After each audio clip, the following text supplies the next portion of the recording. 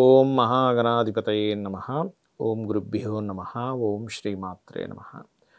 పరమేశ్వర స్వరూపమైనటువంటి జ్యోతిష, వాస్తు మరియు ఇతర అనేకమైనటువంటి శాస్త్రములను మనకు అందించినటువంటి మహర్షులకి నమస్కారం. హయగ్రీవ హయగ్రీవ హయగ్రీవేతి యో వదేత్ తస్య నిస్సరతే వాణి జనుకన్యా ప్రవాహవత్. అరుణాం కరుణాతరంగితాక్షీం ధృతపాశాంకుశపుష్పబాణచాపాం అనిమాదిభిరావృతాం మయూకైః అహమిత్యేవ విభావయే భవానీం. శ్రీమాత్రే నమః. ప్రేక్షకులకి ఆ లలితాంబిక అమ్మవారి యొక్క అనుగ్రహం పరిపూర్ణంగా కలగాలని మనస్ఫూర్తిగా కోరుకుంటూ, మనం ఈరోజు ఒక్కొక్క నామానికి ఉన్నటువంటి అర్థాన్ని వీటన్నిటిని కనుక చూసుకుంటూ ఉన్నట్లయితే, మనం నిన్న 521వ నామం వరకు చెప్పుకున్నాము. ఇవాళ 522వ నామం.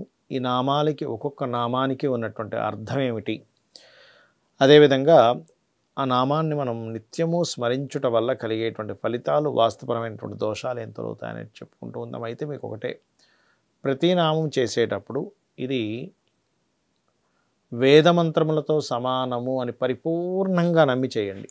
చాలా శక్తివంతమైనటువంటివి రహస్యనామాలు.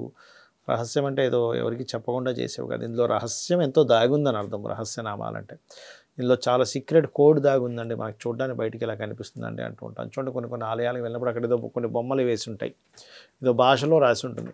మనం ఏమంటాం, లేదంటే ఈ బొమ్మల వల్ల ఏదో సంకేతం ఉంది, ఇందులో ఏదో రహస్యం ఉందండి అంటూ ఉంటాం. అంటే ఏమిటి, ఏదో పై కాకుండా రహస్యంగా ఏదో ఉంది అని అర్థం అనమాట. అదేవిధంగా శుక్లవర్ణ అనేటువంటి నామం ఉంది, 522వ నామం. శుక్లవర్ణ అంటే శ్రీమాత తెల్లని కాంతి కలిగి ఉన్నటువంటిది. తెల్లటి కాంతి ఇలా వెదజల్లుతూ ఉంటుందట అమ్మవారు. కాంతి అనేటువంటిది ఎప్పుడు వస్తుందంటే, ఒక శక్తి ఉన్నప్పుడే కదా కాంతి.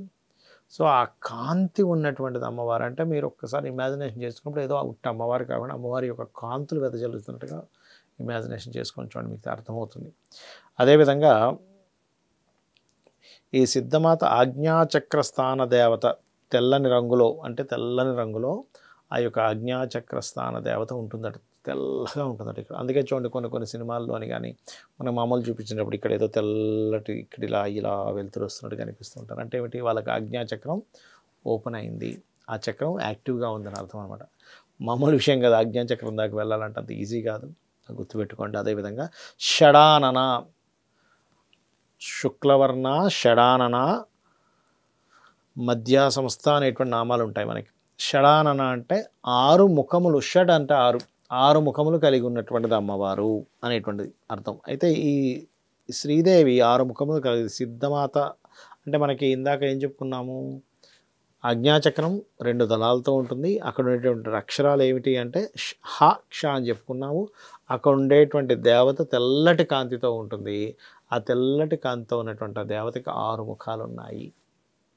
ఇది అన్నమాట షడానన అంటే. అయితే ఈ 6 ముఖములు కలిగినటువంటి, అనగా 6 వర్ణములు గలని భావించవలను. కుమారస్వామి 6 ముఖములను, ఆజ్ఞాచక్రస్థాన దేవత సిద్ధమాతకును 6 ముఖములు. అంటే మనకి చూడండి, కుమారస్వామికి మనం 6 ముఖాలు చూస్తాం, అందుకే మనం షణ్ముఖుడు అంటాం. ఇదేమో షడానన, 6 ముఖములు కలిగి ఉన్నటువంటిది ఆజ్ఞాచక్రంలో ఉంది అమ్మవారు. అదేవిధంగా మధ్యా సంస్థ ఏమిటిది అని చెప్పి చూసుకున్నట్లయితే, మనకి ఎముకకి మధ్యలో ఒక జిగురు లాంటి పదార్థం ఉంటుందండి, ఒక కొవ్వు లాంటి పదార్థం. ఓకే, ఆ ఎముకల్లో ఉండేటువంటి ఆ ధాతువు అమ్మవారిని నమస్కరించినప్పుడు, కొంతమంది చూడండి ఎముకల్లో ఆ గుజ్జు అరిగిపోయిందండి, మాకు చాలా ఇబ్బంది పడుతున్నామండి అంటూ ఉంటారు. అంటే మనకి చూడండి, ప్రతి అవయవంలో ప్రతి దగ్గర అక్కడ ఎలా ఉండాలో, ఎక్కడ శక్తిని ఇవ్వాలో మనకి లలితాసహస్రనామాలు చదువుకుంటే ఏం తెలుస్తుందంటే, మనం ఏదో లలితాసహస్రనామం రోజు చదివేసుకుంటున్నాం, నాకేదో డబ్బులు కలిసి రావాలి, ఉద్యోగం రావాలి, లేకపోతే పిల్లలు పుట్టేసేయాలి, పెళ్ళిళ్ళు అవ్వాలి, ఇవి ఒకటే కాకుండా ఎవ్రీ అణువున ఆ యొక్క అమ్మవారి యొక్క శక్తి మనల్ని ఎలా కాపాడుతుంది అనేటువంటి తెలుస్తూ ఉంటుంది. షట్చక్రాల్లో ఉంది అమ్మవారు, మరి మాంసంలో ఉంది, అంటే మనం చదువుకున్నాం మనం. అదేవిధంగా మధ్యా సంస్థ అంటే ఆ యొక్క జిగురు లాంటి పదార్థం ఎముక మధ్య ఉండేటువంటి ఆ పదార్థం రూపంలో ఉంది. అంటే ప్రతి అంగంలో ప్రతి పదార్థం రూపంలో ఆవిడ యొక్క శక్తి ఉన్నందుకే అది నడుస్తూ ఉంది అనేటువంటి స్పృహ మనకు ముందుగా కలుగుతూ ఉంటుంది, గుర్తుపెట్టుకోండి. అయితే ఇక్కడ ఈ నామాలు ఒక్కొక్కటి మీరు చేసేటప్పుడు చాలామంది ఏంటంటే ఏమంటే 108 సార్లు చేయాలా, 11 సార్లు చేయాలా అని అడుగుతూ ఉంటారు. ఒకటే గుర్తుపెట్టుకోండి, ఏ నామమైనా మీకు దానివల్ల ఫలితం రావాలి అంటే ఖచ్చితంగా 40 నిమిషాలు చేయాలి. ఒక నామాన్ని 40 నిమిషాలు చేసేటప్పుడు మొదటి 5 నిమిషాలు మీరు అందులోకి ఎంటర్ అవ్వడానికి టైం పడుతుంది. అంటే మీరు కాన్సంట్రేషన్‌గా అలాగా చేసినప్పుడు దానికి కనెక్ట్ అవ్వడానికి ఒక 5 to 10 మినిట్స్ టైం పడుతుంది.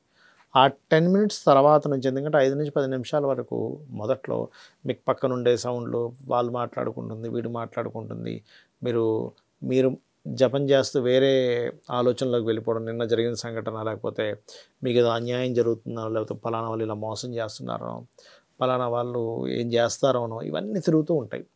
కానీ ఎప్పుడైనా సరే ఒక జపాన్ని కూర్చునేటప్పుడు, ఒక నామస్మరణ కూర్చునేటప్పుడు భూమి మీద అన్నిటికంటే గొప్పది ఏదైనా ఉంది అంటే అది భగవత్ నామస్మరణ చేయడంలో జరిపినటువంటి క్షణాలు మాత్రమే అని మనం అర్థం చేసుకొని, పూజలో కూర్చున్న ఆ 40 నిమిషాలు, అరగంటో, గంట సేపు ఇంకేమీ పెట్టుకోకండి. ఫోన్ కూడా స్విచ్ ఆఫ్ చేసి పక్కన పడేసేయండి, లేదా సైన్ మోడ్లో పడేసి ఎంతో ఆర్తితో, ఎంతో భక్తితో, శ్రద్ధతో పూజ చేయండి. ఎంతో ఆస్వాదిస్తూ జపాన్ని చేసుకోండి. ఖచ్చితంగా ఫలితం వచ్చి తీరుతుంది. శ్రీమాత్రే నమః.